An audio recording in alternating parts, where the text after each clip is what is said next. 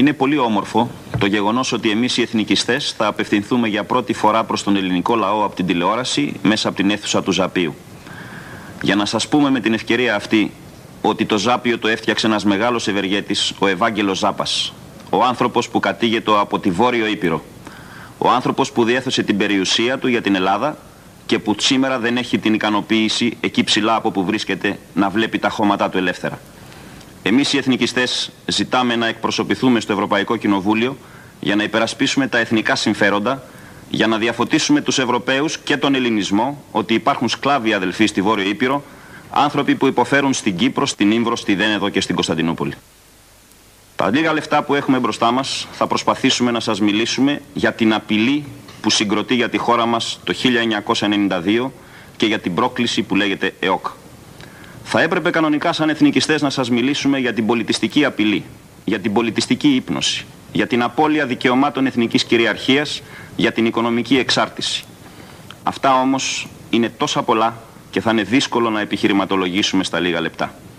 Θα προσπαθήσουμε λοιπόν, αφού σας τονίσουμε μόνο ότι είναι απαράδεκτο να βρίσκονται Έλληνες σαν την καθηγήτρια κυρία Άρβερελ, η οποία τονίζει ότι πρέπει η Ιερουσαλήμ να γίνει πολιτιστική πρωτεύουσα της Ευρώπης και να μην αντιδρούμε σαν λαός, αφού σας τονίσουμε ότι είχε δίκιο ο πρόεδρος της χώρας μας όταν μέσα από το Ευρωπαϊκό Κοινοβούλιο φώναζε ότι δεν πέθαναν οι Έλληνες για να τους κληρονομήσουν οι Ευρωπαίοι και ότι πάλι θα τους ξαναδώσουμε πολιτιστικές αξίες, θα προσπαθήσουμε στα λίγα λεπτά που μας απομένουν να σας γκρεμίσουμε έναν μύθο που το σύστημα καλλιεργεί.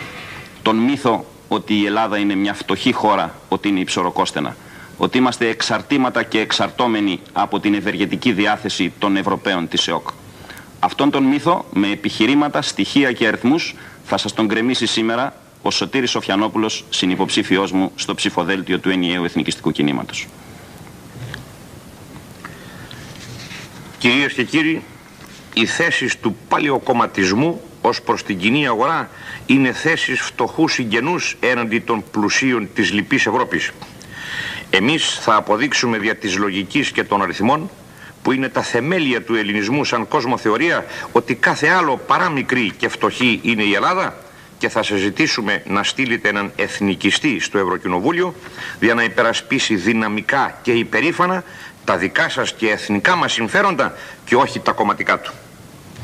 Το Βέλγιο είναι 28.000 τετραγωνικά χιλιόμετρα και έχει 10 εκατομμύρια κατοίκους.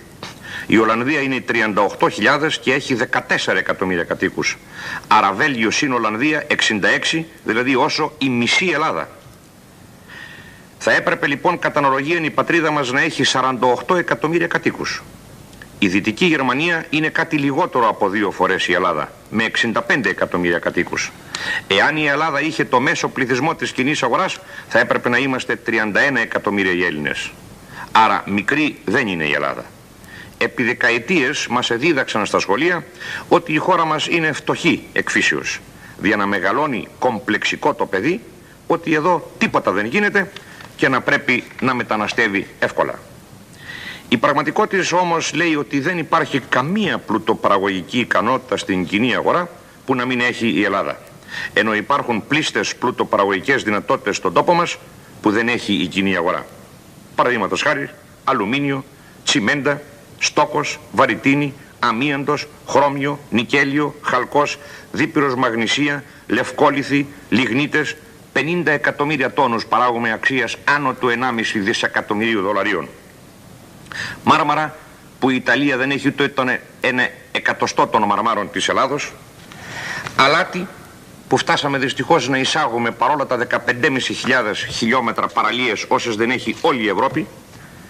Και σχεδόν όλα τα βουνά της Ελλάδος είναι πρώτες ύλες και αυτός είναι πολύ μεγαλύτερος πλούτος από τον πλούτο του κάμπου μας. Παραδείγματος χάριν, ένα τετραγωνικό χιλιόμετρο Παρνασσός και μόνο, με 1000 μέτρα ύψος σε βοξίτες, ισούται με το σύνολο της γεωργικής παραγωγής της χώρας επί 70 χρόνια.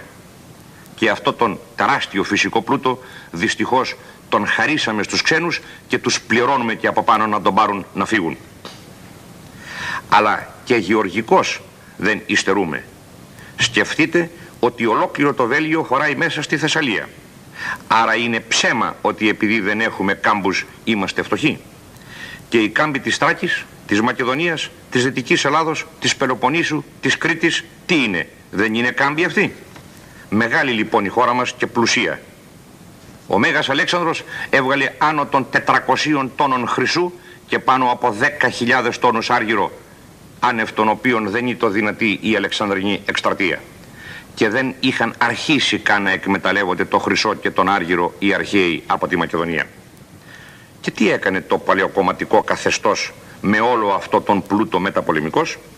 Από το 1821 μέχρι και το 1974, δηλαδή σε αυτά τα 150 χρόνια, έφτασε να χρωστάει η πατρίδα μας όλο και όλο 300 εκατομμύρια δολάρια το 67 και το 74 700. Παρόλους τους δύο παγκοσμίους πολέμους, την καταστροφή του 1922, τον πόλεμο του 1997, τους Βαλκανικούς πολέμους κλπ.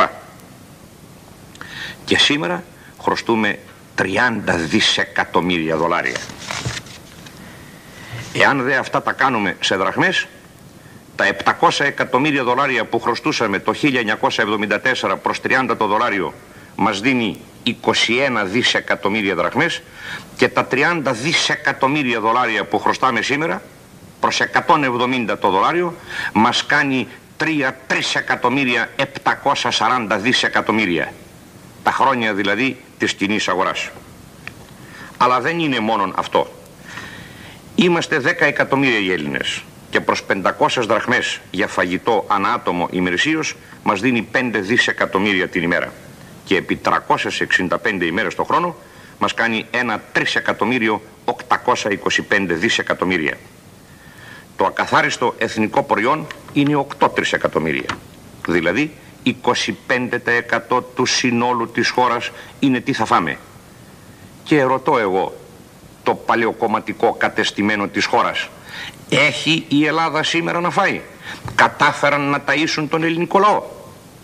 Οι περισσότεροι, αν όχι όλοι, πιστεύουν ότι πράγματι έχουμε να φάμε. Κι όμως, για να σας το αποδείξω, δεν έχουμε να φάμε. 200 εκατομμύρια δολάρια δώσαμε πέρσι για να εισάγουμε τυρί από τις βιομηχανικές χώρες. 650 εκατομμύρια δολάρια δώσαμε για να εισάγουμε κρέας και άλλα περίπου 600 εκατομμύρια δολάρια για να εισάγουμε γάλατα και βιομηχανικά κρεατοσκευάσματα. Θα πεθάνουν τα μωρά της χώρας εάν δεν εισαχθεί γάλα. Αυτό, κύριε Παπανδρέου, το λέτε εσείς πρόοδο? Δανειζόμαστε 4,5 εκατομμύρια δολάρια κάθε μέρα για να φάει ο ελληνικός λαός, όταν η Ελλάς είναι από πάσης πλευράς εκφύσεως πάμπλουτος. Το 2000 με τα οράματά σας, κύριε Παπανδρέου, με αυτό το ρυθμό δανεισμού, πόσα θα χρωστάμε? Και τι εθνική υπερηφάνεια είναι αυτή, αφού θα είμαστε οικονομικός δούλοι των ξένων? Κάθε Έλληνα σήμερα χρωστάει δυστυχώς 3.000 δολάρια. Με 85 εκατομμύρια τόνους εμπορικό στόλο και τόσο φυσικό πλούτο, έπρεπε να μιλάμε από πλευράς ισχύως με την κοινή αγορά. Διότι αυτοί μας έχουν ανάγκη και όχι εμείς αυτούς. Και το είπαν άλλωστε. 320 εκατομμύρια κάτοικοι είναι σήμερα οι Κοινοευρωπαίοι σε 1,5 εκατομμύριο τετραγωνικά χιλιόμετρα. Όταν η Ρωσία είναι 24,5 εκατομμύρια τετραγωνικά χιλιόμετρα με 260 εκατομμύρια κατοίκους, η Αμερική 9,2 με 240 εκατομμύρια κατοίκους και η Κίνα με 9,5 εκατομμύρια τετραγωνικά χιλιόμετρα 1 δις. Εάν η Κίνα είχε το μέσον όρο της κοινής αγοράς, θα έπρεπε να έχει 1 δισεκατομμύριο κατοίκους επιπλέον. Από εκεί είναι το πρόβλημα. Θα εκτονωθούν λοιπόν οι Κοινοευρωπαίοι στην πατρίδα μας και τότε τι θα γίνει? Πρέπει στην πρόκληση του 1992 να προλάβουμε, διότι είναι και κίνδυνος να αλωτριωθούμε. Γι' αυτό, κυρίες και κύριοι, να στείλετε έναν εθνικιστή στο Ευρωκοινοβούλιο να διεκδικήσουμε τα δίκαια του τόπου και του ελληνισμού, διότι μέχρι σήμερα κανένας ευρωβουλευτής δεν το έχει πράξει, πρωτίστως δε εις το θέμα της εξωτερικής πολιτικής των σκλαβωμένων αδελφών και της Κύπρου. Ευχαριστώ πολύ.